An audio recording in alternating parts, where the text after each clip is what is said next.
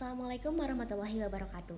Perkenalkan, saya Fendri Rizma Hayuning Tias, NPM 18430138 dari kelas C, akan mempresentasikan mengenai kode etik Ikatan Arsitek Indonesia atau IAI yang saya dapatkan melalui website IAI itu sendiri.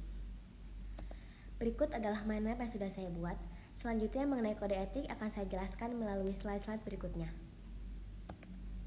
Terdapat 7 bidang yang diatur dalam kode etik untuk memberi petunjuk kepada anggotanya. Ketujuh bidang tersebut yaitu: pertama, hubungan antara klien dan tenaga ahli dalam profesi. 2. Pengukuran dan standar evaluasi yang dipakai dalam profesi. 3. Penelitian dan publikasi atau penerbitan profesi. 4.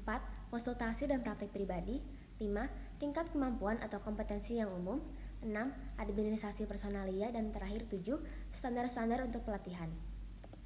Untuk poin hubungan antara klien dan tenaga ahli dalam profesi. Dalam menjalin hubungan antara arsitek dengan pengguna jasa, tercantum dalam kaidah dasar 3 kewajiban kepada pengguna jasa.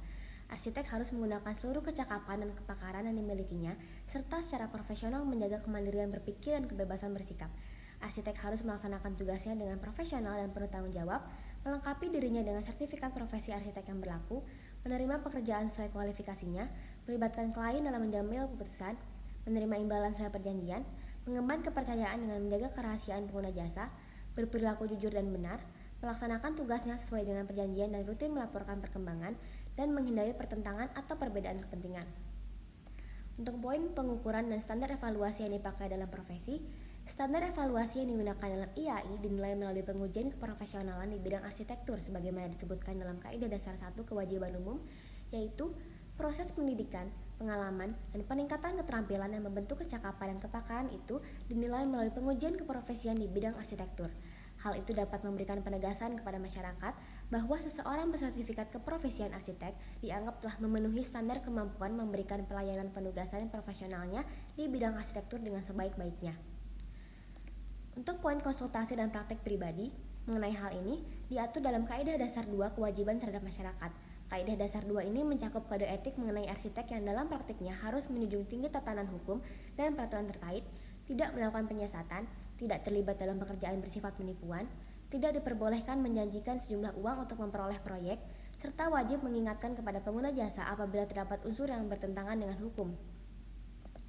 Untuk poin tingkat kemampuan atau kompetensi yang umum, dalam Kaidah Dasar 1 Kewajiban Umum disebutkan, para arsitek menguasai pengetahuan dan teori mengenai seni budaya, ilmu cakupan kegiatan, dan keterampilan arsitektur yang diperoleh dan dikembangkan melalui pendidikan formal, informal, maupun non-formal. Sehingga dapat disimpulkan bahwa hanya terdapat 4 bidang yang dipenuhi oleh kode etik IAI, yaitu poin pertama, yaitu hubungan antara klien dan tenaga ahli dalam profesi. Poin kedua, pengukuran dan standar evaluasi yang dipakai dalam profesi. Poin keempat, konsultasi dan praktek pribadi. Poin kelima, tingkat kemampuan atau kompetensi yang umum. Sekian presentasi dari saya. Mohon maaf apabila ada kesalahan. Wassalamualaikum warahmatullahi wabarakatuh.